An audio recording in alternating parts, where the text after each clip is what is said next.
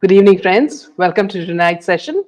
Tonight, Mohandas Pai, Chairman of Manipal Global Education and co-founder of Akshaya Patra Foundation, joins us. Welcome, sir. Thank you. Yeah. Thank you. Mr. Pai is, yeah. Mr. Pai is a prolific speaker and critic, both in social media as well as on TV panels. And he never minces words when he writes on Twitter or on speaks on TV panels. So welcome, sir. We really are thankful you've joined us. Thank you. Yeah. So going to the election mode of what's happening now, the Prime Minister had remarked about the Mangal Sutra, what Rahul Gandhi had mentioned, and the Congress manifesto. Now, it seems rather strange that though people see Rahul Gandhi as a rather a simple person, is he as simple as he comes across? There seems to be something rather devious about him, and as if he's trying to destabilize the country. Well, I think it is the effect of Soros and all the Soros gang. You know that Rahul has been going outside. Like Jairam Ramesh said in an interview, I think with Economist, somewhere where he was quoted, Rahul is more interested in redistribution of wealth rather than in creation of wealth or growing the economy. Because there's nothing there in the manifesto which talks much about growing the economy, which Modi is trying to do. And this socialistic policy is what it destroyed India. Please remember, it comes from the family. The family has a legacy of socialism and distributing other people's money. Meena, let me give you some data right now. In 1950, India was the richest country in Asia because China, Southeast Asia, Japan were destroyed in the war. India had 1.5 billion pounds due from Great Britain for the war effort. Of the 5 richest families, 3 were Indian. India has been a free market economy throughout the history. It is the richest economy in the world, along with China till 1750. From the dawn of civilization till 1000 ADE, I think India was the richest economy. You know the story, right? The whole world came here to attracted by riches and to loot and take away money and to trade. Now, what did Nehru do? Nehru brought in price control, license quota Raj, and destroyed the economy. Gandhiji had said at that point of time when he was alive, way back in 1947, that this desh mein sarkar vyapari hai, us desh mein janta bikari hai. When the government gets into business, you can't compete because the government is using your money to compete. You know, the East India Company, which taxed the people of India in the areas where they control, use the money to buy goods. First they tax you, use the money to buy your goods at low rate, export and make money. The government is taxing us, using that money to put in the public sector and compete with the private sector. How can anybody compete? If the public sector makes losses, who cares? Is your money going down the tube? You know, Air India lost 1,35,000 crores. Whose money is that? I think the BSNL would lose 1,50,000 crores by the time they finish. Whose money is that? What have we got in return? Why can't others do it? So I think he brought in price control. So what happened? He had disdain he suppressed private capital. But in 1950 to 1980, India grew at 3.5% a year. Population grew at 2.5%. Per capita income grew 1%. Asia grew at 6.5%. World grew at 4.5%. We became poorer in 1980 than 1950. 1967-68, remember we had famine because in the first plan we invested in agriculture. Second plan we did not invest much. We had famine. We lived ship to ship. And Lal Bahadur Shastri told the people of India, eat one meal less. There was something called PL 480. And with Lyndon Johnson, the US president, sent grains to India. And then we, of course, had the Green Revolution. We survived, right? Everybody wrote off India, said India will be the basket case. Why? Because it destroyed the economy because of its socialism, disdain for capital, ill treatment of Indian capital. No country ill treats its own people the way democracy in a democracy that Jawaharlal Nehru did. And all these people praise, right? And they impoverish. And they live in luxury in Delhi, live in big bungalows at public cost. And all they want to say is, oh, we are the champions, the poor. Because in our royalty, who have born to privilege, who patronize. The same attitude is there. In 1980, we opened up little bit. 80 to 90, we grew 5.5%. Population grew 2.25%. Per capita income grew at 3.25%. But debt grew from 20 billion to 80 billion. 91, we are broke. And 91, we opened up. GDP was $275 billion. We grew to $3.7 trillion by 2024 March, 8.2% a year for 33 years in dollars. We grew from 5,32,000 crores to about 294 lakh crores by 2024 March. And that's about 13% a year in rupee terms. Look at the genius. If it opened up in 1950, allowed Indian capital, I understand that you don't want foreign capital because of colonization, but allow Indian capital. You suppress your own people, impoverish your own people. Now, that is the mentality and attitude of Congress. That's why Jairam Ramesh has said, oh, he's more interested in distribution. So how do you distribute?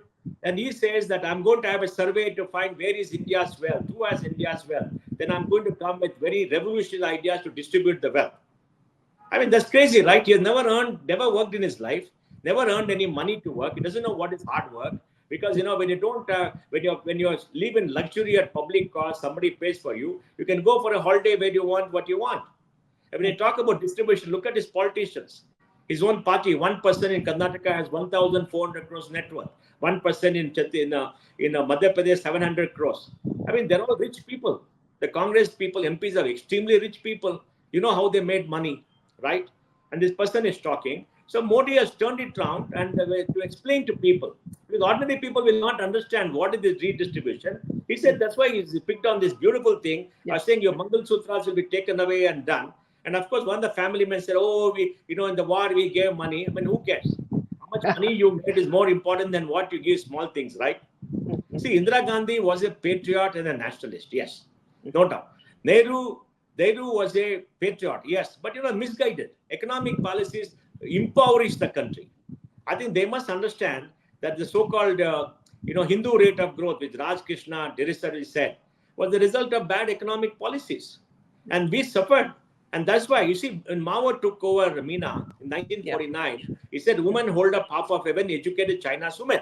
It's very brutal in the Cultural Revolution and Great Leap Forward. He killed a lot of people. Today, literacy in China is 96%. Literacy in India is some 74, 75%. Women literacy is 68, 70%. Men is some 80%, right? And India didn't treat its women well. We didn't have primary literacy for a woman in the first 40 years. In 1991, I think literacy was 41% or something, right? And Nehru did not invest in primary health, primary education. If Gandhi was alive, he would have told young people in every village, start a school and make people literate. Very easy to do. They're the fervor of the female movement. He didn't do it. He centralized education. Government will do everything. Government cannot do everything. In a poor country, government cannot do everything. Society should do it. And you must incentivize society. Instead of that, you control, you leave. So what I would say is, after independence, one set of imperialistic rulers who were white, oppressive, went away. Another set of imperialistic rulers who were brown controlled Delhi. And now Lutyens Delhi is a remnant of that imperialistic force, where a small quota of people paid homage to the family and fattened themselves and did very well. And there is this guy, Karan Thapar, there who comes from a family which are patronized by the British, who are British collaborators against the same Indians. And now we had one of the family members, general in the army in 62, was a big disaster. And one of his aunts is from Romila Thapar, who writes fake history. Now he is in the wire. He's running videos with all kind of idiots who don't know anything. Recently did a video with that Monalika Banerjee, some lady from London School of Economics, where she said, oh, India should not have been given the G20 hosting because it's becoming a fascist country. Who the hell is she? We have been in G20 for 20 years. We are 17% of humanity, is all right. India is a large country. India should not give. Who should not get? Who is going to say no to India? This world belongs to us. Here she sits in London and says India should not do. Oh, why? Oh, India is becoming fascist. Why? Because there's some people do some surveys, small group of people, and they write all kinds of stupid reports. And who funds all of them? George Soros. And this lady has the audacity, and this man smirks and laughs and says, ha, ha, ha, look at India. What is happening? India going down the tube. India is doing very well. Thank you very much. In 2014, when Modi came, GDP was 2 trillion. Now is 1.7 trillion. We added 1.7 trillion to GDP in 10 years. That's more than the GDP that we have added, possibly from 1950 to till 2014, right? And in the next 5 years, we'll probably go to 6 trillion. We'll add 3.3 trillion again to GDP. So hopefully, if Modi comes back to power from 2014 till 2027, from 2 trillion, we'll go to maybe 6.5 trillion. India is doing very well economically. A large number of jobs are being created. And these people now want to say, I'll give you 1 lakh, taka tak, taka tak, taka tak. I'll eliminate poverty. How can you eliminate poverty by taka tak, taka tak, taka tak? Yeah. I'll give money. In my state of Karnataka, this year the subsidies have gone to 1,02,000 crores. Borrowing is 1 lakh crores. Is the record. Revenue deficit is 27,000 crores. They're borrowing to give subsidies. 50,000 crores increase in expenditure. I mean, it's very easy to give free to everybody. I'll give every woman 2,000, 3,000. I will give free rice 5 kgs. I'll give free power. I'll give free bus fare. Oh, there is social justice. What social justice? The biggest social justice is when you educate the children of poor people. Yeah. Education is the only thing that can transform humanity. Now, on social justice, Siddaramaiah was the best finance minister Karnataka ever had. When he was finance minister, he brought in revenue surpluses for the state. He did very well. When a chief minister also handled finances very well. Now the same man is borrowing 27,000 crores to pay subsidies. He says social justice. What social justice? Somebody else's money, right? Social justice when you gave away all your money. Satya Harishchandra gave away all his personal money, sold himself to the domes, right? I mean, Siddaramaiah should give away all his personal money instead of taking other people's money. The most important thing required in any state is education. For the same people, Mina, Karnataka is the richest state in India. GDP is 28 lakh crores, 28 lakh 15,000 crores for 24-25. Per capita income is 4 lakh 15,000 rupees, double India, okay? And in the richest state in India, 70% of people cannot be poor. Siddaramaiah said, I'll give 5 kg free rice to 70% of population. 70%. Give it to 10%. Nobody will care. Yes, poor should be supported. Nobody will oppose. And Karnataka has 6.7 crore people, 3.3 crore women. Out of it, below 20 are about 1 crore. There's 2.3 crore women above 20. 1.3 crore are getting 2,000 rupees a month. Are all of them very poor? I saw in Telangana somewhere where an IAS officer saying, I'm getting a free bus pass. You should be ashamed of sponging off the public and taking subsidy. We must give poor people. There's no doubt. You must give them DBT. All that has to be done. There is no doubt. But why give it to others? Instead of that, for the same people, give education. Meena, what does a mother want?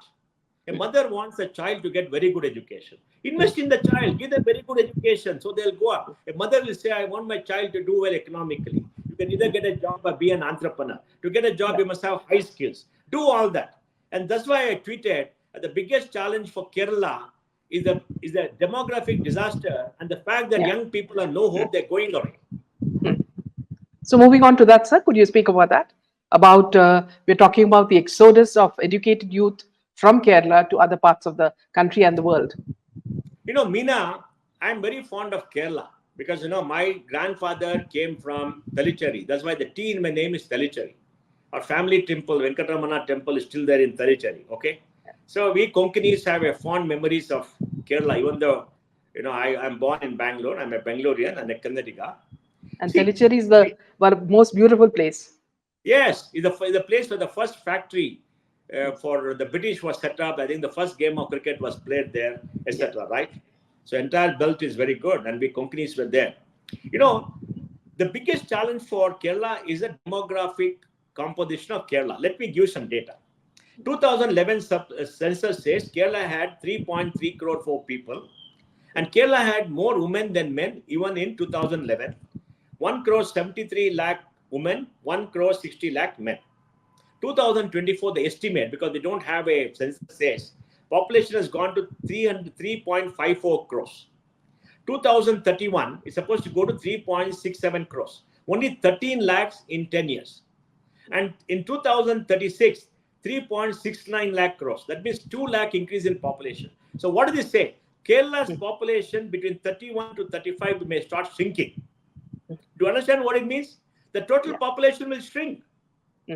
Now, this does not include people going outside Kerala like the young people are going. I'll come to the point, okay? So Kerala certainly is not going to increase the population. Kerala's population may start shrinking. Now, what is the composition of population? For the composition of population, you must look at the birth rate and the death rate. Kerala, the birth rate for Kerala was 14.5 per thousand in 2011-12, come down to 12.8, 21-25, and 31-35, 11.7. Death rate was 7, 11 to 2011-15, went to 8.3, 9.7. By 2031-35, the birth rate will be 11.7 per thousand people, and death will be 9.7. So death and birth may match. That is a sign of an aging society which is shrinking. Last year, the Chinese population came down in absolute numbers by 2 million people. Japan's population came down 1 million people. Now, the next thing what you must do is you must study what is fertility. Fertility in Kerala is 1.7. That is for the childbearing age of a woman, only 1.7 babies are born, and you need 2.1 for stability. Okay? Now, only the fertility is much below replacement rate. Yes, a lot of people from Bihar are coming. We're seeing Hindi signboards all over Kerala. That's also true. Many Keralites don't want to stay. Most young people want to go away. It's an aging society. And if you look at 60 plus population, here is what it says. In 2011, 12.7%. 2021, estimated to go to 16.5%. 2031, 21%. 2036, 22%. Now, what about 0 to 14, young people? In 2011, it was 23.5%. 2021, 20.4. In 2031, 18.4. 0 to 14. 60 plus is 20.9. And 2036, 17.7 as against 22.8 for plus 60. What does it mean? There are more older people than young people in the age group of 0 to 14. The population pyramid is getting inverted, right? And the number of children getting born, 2011, 5 lakhs, 2021, 4 lakh 64,000 per year, 2031, 4 lakh 41, and 2036, 4 lakh 26. The demographics are saying very, very clearly that in 2036, 60 plus population will be 84 lakhs, as against 0 to 14 years ban, 65 lakhs. So this place is got a biggest challenge of an aging population. When people are aging, you have to provide for them. They will live long. Kerala is live 77 years or more. You have to 78, 79 years, I think. And they live long. They need healthcare. They need pension. They need subsidies. They need everything else. Who is going to do it? It's going to come from a working population. Young people. Young people required to work. Jobs have to be created. And there are no jobs. I'll give you jobs data. The best job data is the EPFO, Employees Provident Fund Organization for formal sector. Every month now, 16 lakh people sign on. 8 lakh people fresh, balanced, people who left and people who come back. I got 3 years data. Okay, the 3 years data, 21, 22, 22, 23, and 2021. Okay.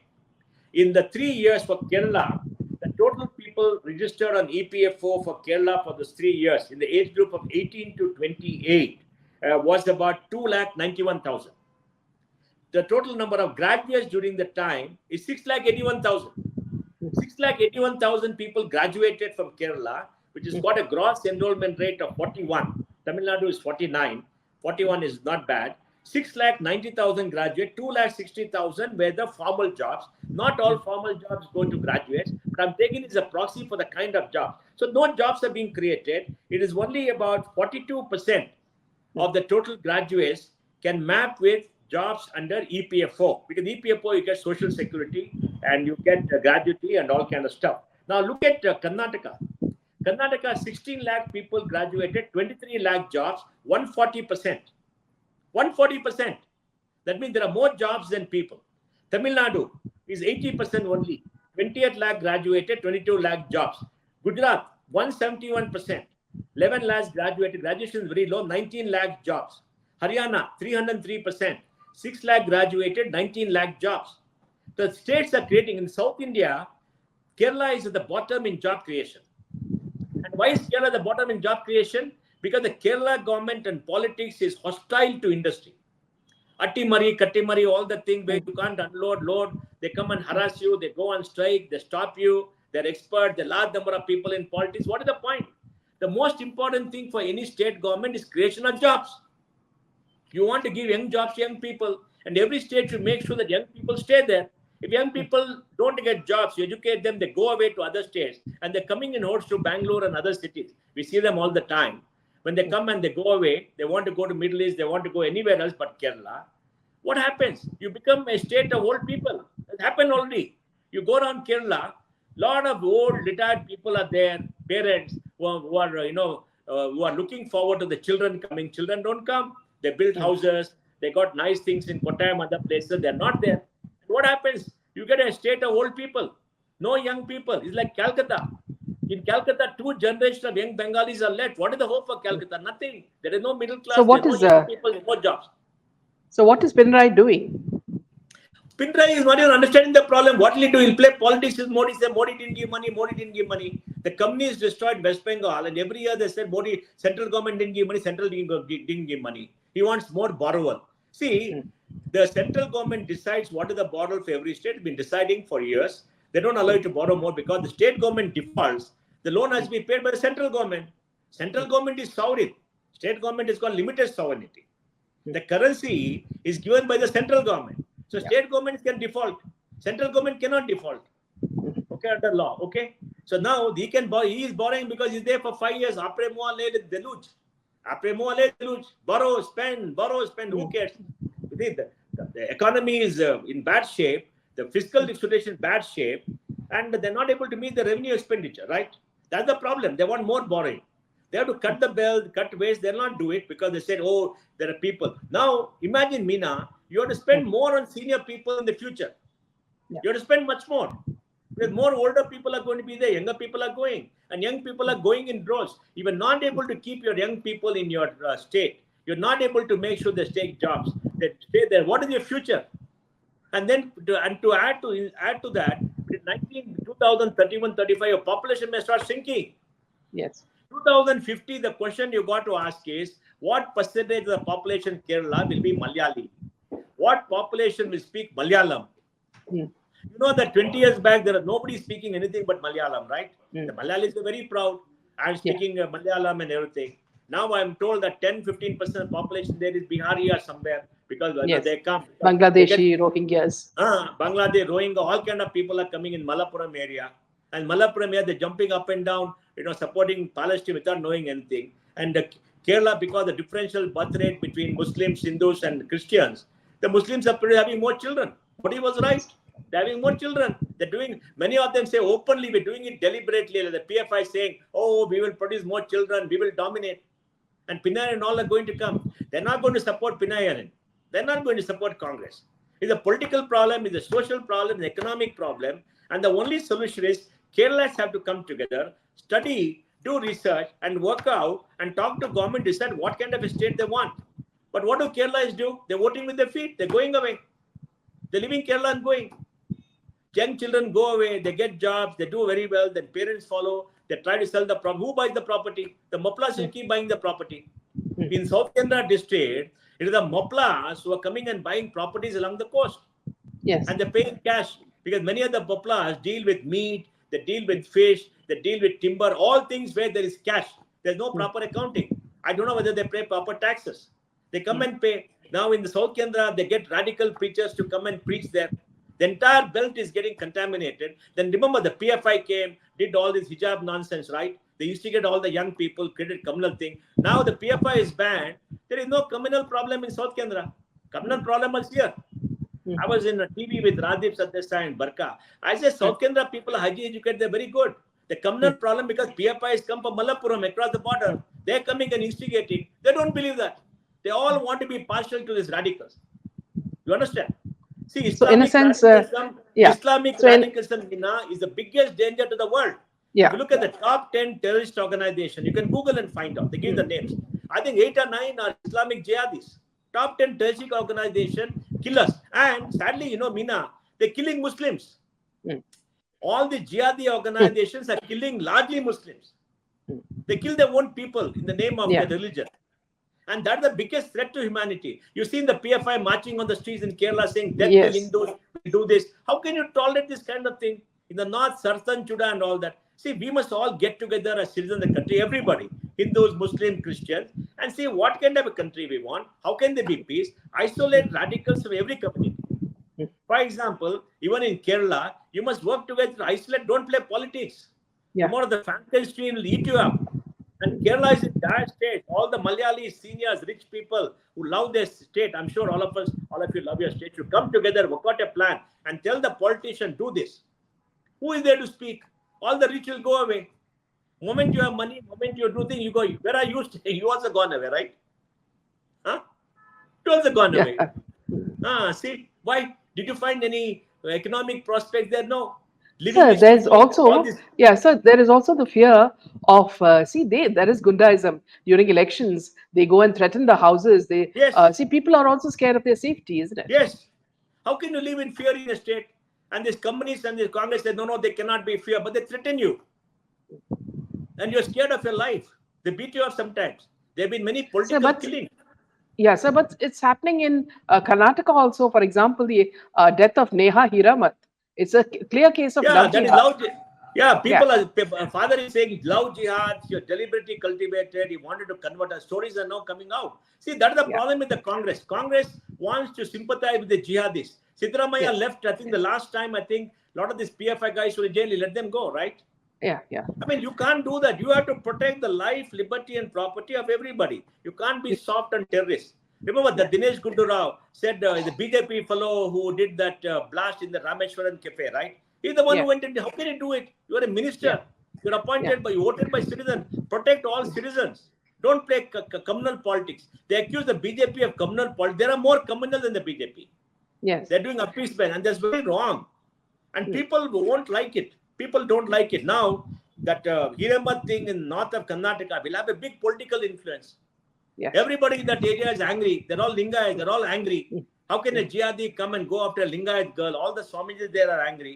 There'll be a swing against the Congress for all this. And Siddaramaiah has kept quiet. And that person was a Congress councillor. How can you let down your own people? I think there is a very deep problem, and I think there's a major problem in that area. But Yeah. Meena, for me, Kerala is important. Kerala is a great state, Parshurama state, and I think Kerala should come together and decide about the future. I gave you all the data, Yeah. Do you think and it's Rajiv happening in Tamil Chandrasekhar Nadu. will make a difference if he No, comes? Meena, even in the population projection, the Government of India committee in Mm. 2036, even in Tamil Nadu, I think there's less population than 2031. Both Tamil Nadu and Kerala have the same problem. Yeah. Low fertility, though in Tamil Nadu, lesser people than Kerala, the percentage of educated are going out. Okay. Yeah. I mean, they're going out, but I think, more people are going from Kerala because there's no future for them. And you feel sad. What happens to your Malayali culture? What happens to your, your sense of belonging as a Malayali? Right?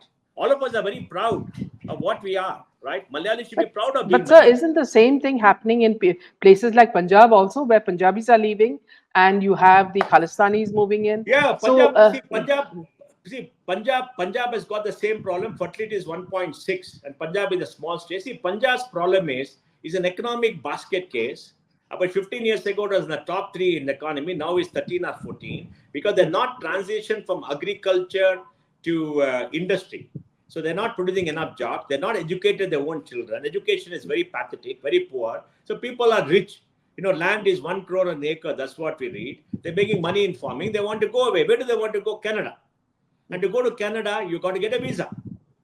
And to get a visa, what do? You join the Khalistani movement, you jump up and down, and you go against the police. Then you get beaten up, you do everything. Then you say, oh, I'm a political refugee.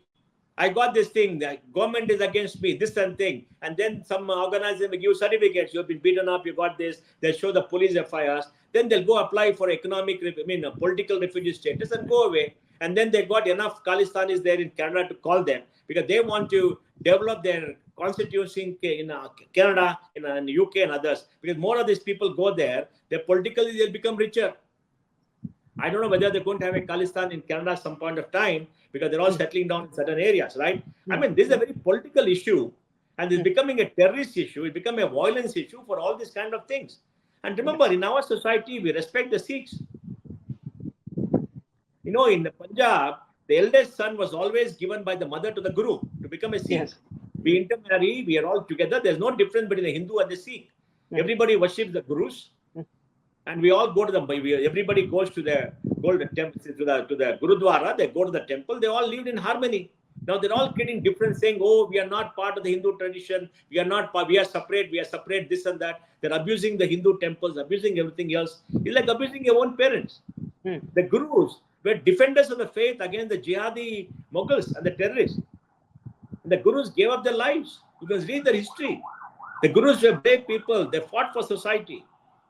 And they fought for Hinduism. They fought for Sanatana Dharma. They were all Sanatanis.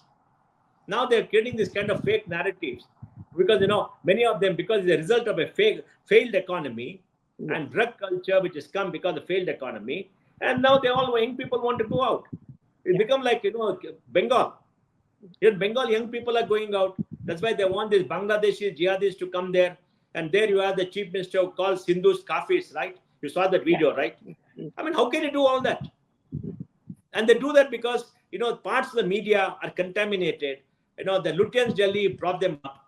You got, one former journalist, wife of a journalist, who now is jumping up and down and because she sold her soul to get a seat. So these are things happening, Meena, which I think the key challenge is people must come together and see what kind of a future they want for this country. And state by state, they must work together, the government, become a pressure group, because democracy is of the people, by the people, for the people.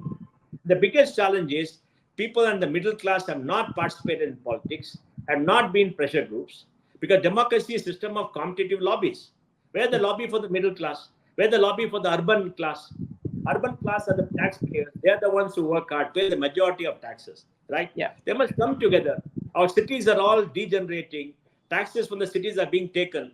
Now the Siddaramaiah government says, "Oh, the Finance Commission, government of India did, harm." Yes, that's true.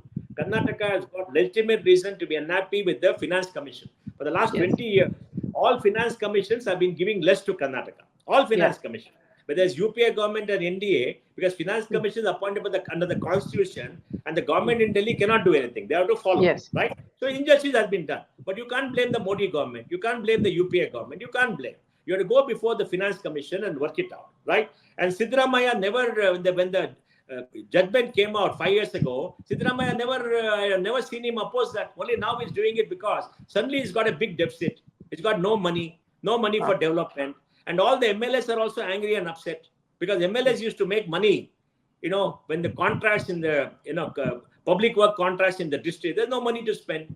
Each MLA is spending 20-30 crores investment. They must get returns. Where are the returns?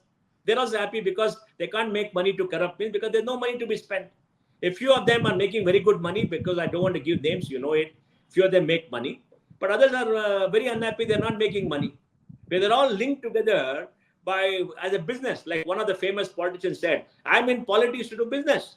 They become a business in Karnataka. It's very clear. Look at Tamil Nadu. Look at the bribery.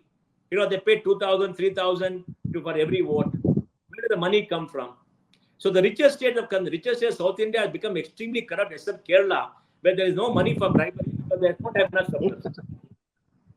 You feel, sir, Annamalai will make a difference now that he's become so popular? Will BJP able to I hope win Annamalai some makes seats? a difference. I hope Annamalai makes a difference for a very important reason. He's a fresh face, very sincere, very educated. He understands, young man with a future 35, 40 years. He's not like the current chief minister who is, I don't know how old Stalin is. 65, 70? I don't know.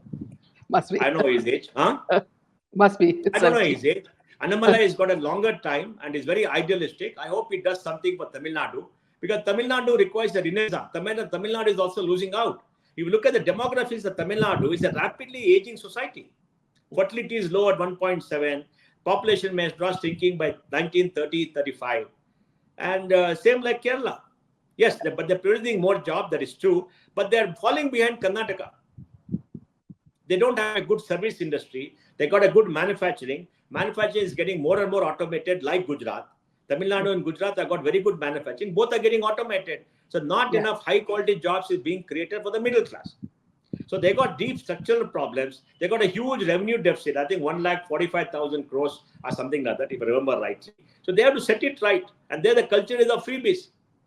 Give freebie. Even in Bangalore, Many people have many people who come from work from there in the house and service industry. They go back because they get rations there in their village across the border. They get ration here, two places ration, and they sell and come. And election they go, they get money and they come back. You know, it's very sad to see all this, because see, we are on the cusp of great change. Next 10 years, we can really do well. We can bring Ramaraja to India where there'll be no poverty. The necessities of life will be done. Now, let me tell you, Meena, why I like Modi. I'm a person who is very objective, works on data. No prime minister has done as much for the poor as Narendra Modi has done in 10 years. Not Nehru, not Indira, not Manmohan Singh, not anybody. He has done the most for people. That's why he's the best prime minister India has ever had. Because the biggest challenge for India is the poverty and deprivation of our people. That's the biggest challenge. First challenge, we are a poor country. We're a country of poor people. Okay? And deprivation and poverty of the people in a very rich land is the biggest challenge. What has Modi done? Modi in the last 10 years has made sure almost all Indians have a roof over the head, water in the tap, power in the switch, a toilet in the house, a gas stove, a bank account, money in the bank, a mobile phone, an internet connection, food on the table, education for children, and health insurance. Once you take care of the basic necessities of life of every citizen, everybody is different. You're not fighting for survival, Meena. Yes, You're yes, fighting to absolutely. improve your economic lot. That's why women all across India are voting more for Modi, because they've been Yeah. the biggest beneficiaries of Modi. He has removed fear from their lives. He has made Yes, sure all the absolutely. requirements are met. You know, your survival is met. Your children have got hope. Women are the hardest working part of our population. They are the ones more concerned about the future. They are the Yeah. ones who build the country. They are the ones, and he has empowered the woman. The Indian woman is fully empowered.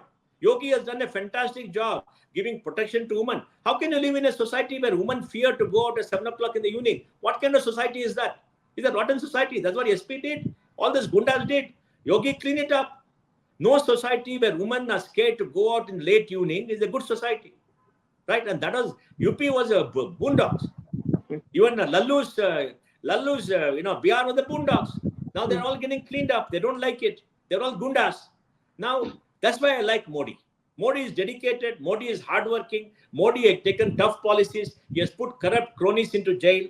Under the bankruptcy code, many other people who robbed the banks have gone to jail. At 15 lakhs and 15 lakh crores NPA, about 9 to 10 lakhs have come back. Many of them are run away. The cases against them are there. He's not letting anybody go. He's cleaning up the system, putting corrupt politicians into jail, right? Put money into infrastructure, reform the taxes, brought respect for us all over the world. And I think he's done a great job. The record speaks for itself. GDP has gone from 2 trillion to 1.75, 3.75 trillion. Nobody has created that much in 10 years. So on that note, sir, we'll end this session. Thank you so much for your time and also Thank for the wonderful way you've explained everything. Good night. Good Jai night. Shri Thank Ram. you. Thank you. Jai Shri Ram. Thank you.